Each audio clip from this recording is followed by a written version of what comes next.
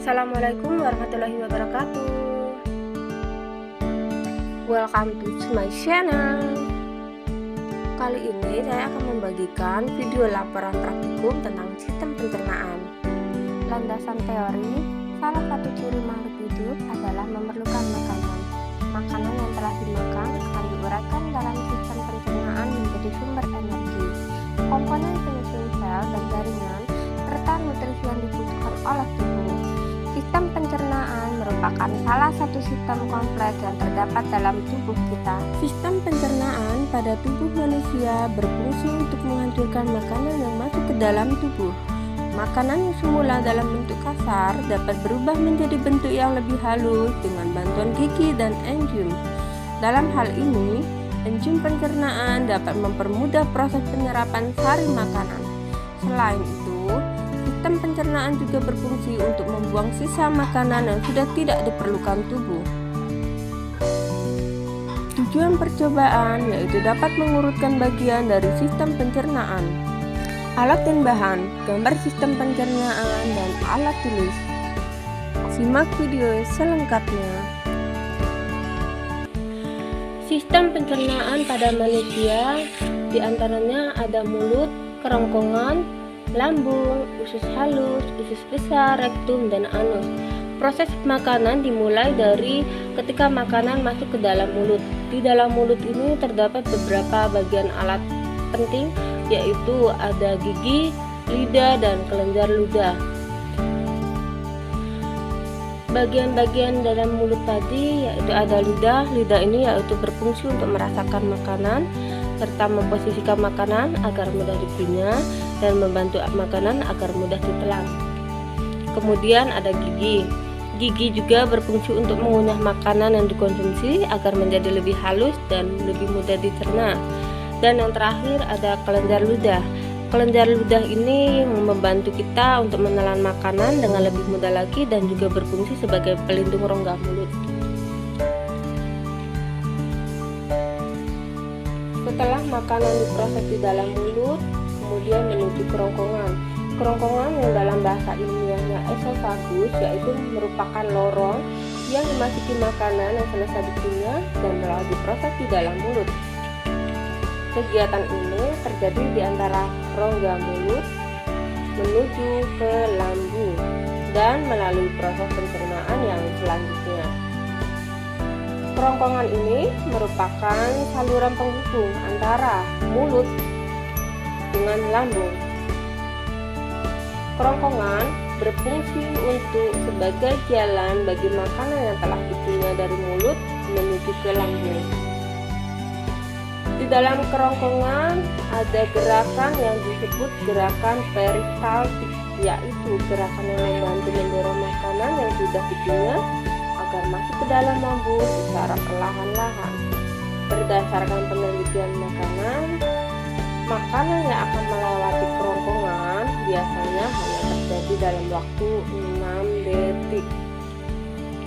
Setelah melewati proses di kerongkongan, maka makanan itu akan menuju ke lambung.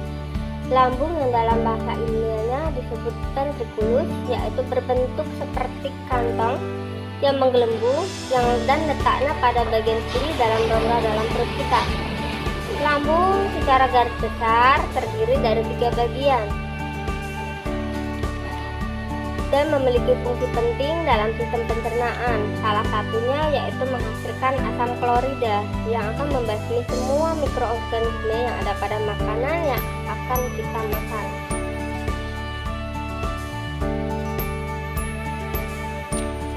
Setelah diproses di lambung, makanan akan menuju ke usus halus. Pada bagian usus halus ini ada beberapa bagian. Ada usus 12 jari, usus kosong, dan usus penyerapan. Ada banyak proses kimia yang terjadi pada usus halus. Karena dalam usus halus ini juga memproduksi berbagai macam enzim yang dapat mengubah beberapa zat makanan menjadi kandungan yang dibutuhkan tubuh agar lebih mudah diserap.